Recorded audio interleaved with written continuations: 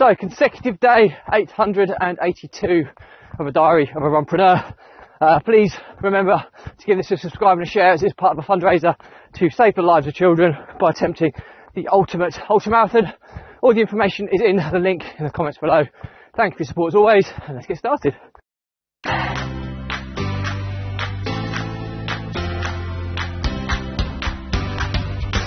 So, consecutive day 882 of the diary of a runpreneur, and it's back on UK ground, back in the North Cambridge area, and beautiful flats and beautiful green countryside.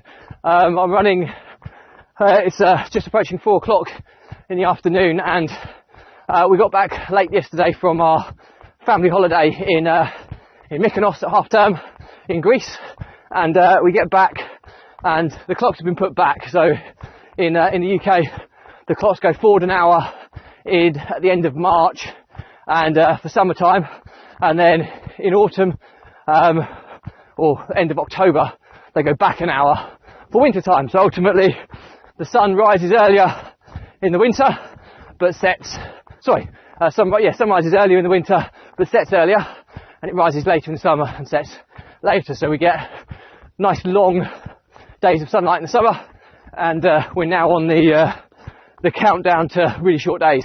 I think our shortest day is the 21st December, of which the sun sets probably before 4 o'clock in the afternoon. It sets today at, I think, at 4:35. So I'm out kind of late afternoon getting the last bits of sunlight, but it's beautiful, absolutely beautiful. And you know what?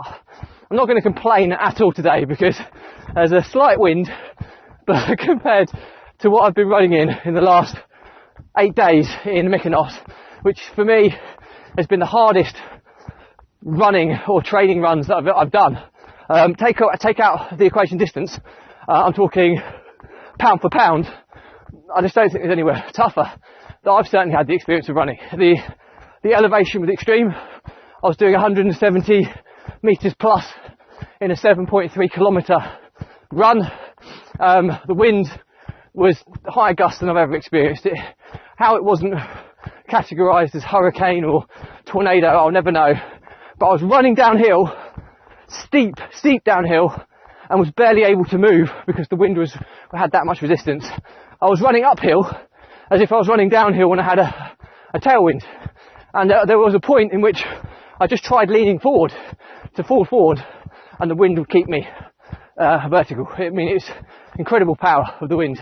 So yeah, I haven't experienced anything like that. So even though today we've got a relatively strong side wind here, it just feels like nothing in comparison. It feels like, yeah, a mere breeze, when in actual fact it's quite a strong wind for us over here in the UK. But yeah, back.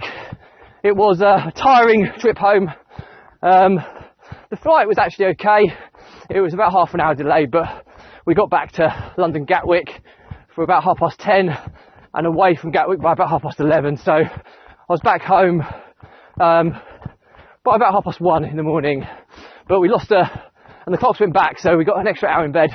So you know what, I don't feel too bad. The kids have been fine today, as we've just had a chilled out day, as it's back to school and work tomorrow.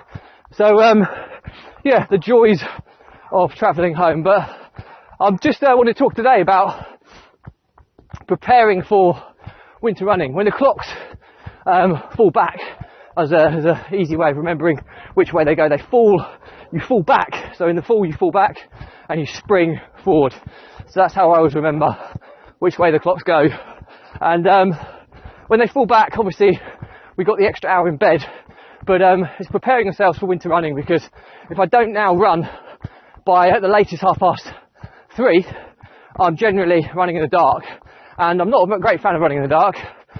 It's always colder, and wearing head torch isn't ideal. So it's going to be quite a lot of nighttime runs, as my schedule over the winter, running schedule, generally fits around the kids and their relative sports clubs. So on a Monday, my little girl has football training, so I'll normally drop and then run. So that will be a dark run now, as she trains at 5:30. And then my youngest son trains on a Thursday and a Friday night at 5:30. So again, two more dark runs there. So I'll try and get a daytime run on a Tuesday and a Wednesday if possible, but often I do a running club on a Wednesday, so that is at 6:45, which is night time again. So a lot of dark runs to kind of get myself scheduled for. Probably at least 50%, maybe 60% of my runs will be in the dark now, which is quite psychologically damaging, really. Thinking about that. So yeah, and having to put on the old skins and running tights, ear warmers, etc., gloves is never that enjoyable, but we'll do it. So psychologically I'm ready. I now know that the nights are drawing in to the 21st of December. That will be my focus. 21st of December, the days will start getting longer again as we build in towards March, when the clocks will go forward an hour, and then it's well and truly back into summertime running. So it's a long way away. I think we're 30th of October today. So it's a long way to the back end of March. We've got November, December, January, February, March. We've got 5 months. 5 months to go. So of this, but it's part and parcel of running streaks. And you know what? It'll be a novelty for the first couple of weeks, which will get me through those.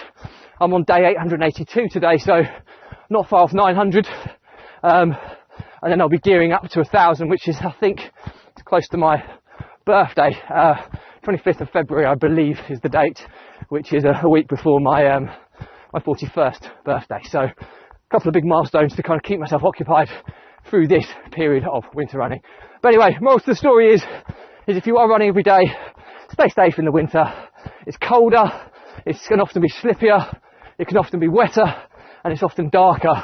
So make sure you take the necessary precautions with your running equipment. Make sure you've got a headlight or sufficient lighting if you are running in the dark, and stay safe. And some people prefer it, so if you're one of those, enjoy the next 5 months, because you'll be enjoying them more than I will. Anyway, that's it for me today. Any questions or comments, drop me a line. I'll respond to everyone. Remember to give us a subscribe and a share. It's a part of a fundraiser to save the lives of children by attempting the ultimate ultra marathon. All the information's in the link in the comments below. Thank you for your support as always. Stay positive, stay happy, and I'll see you again tomorrow.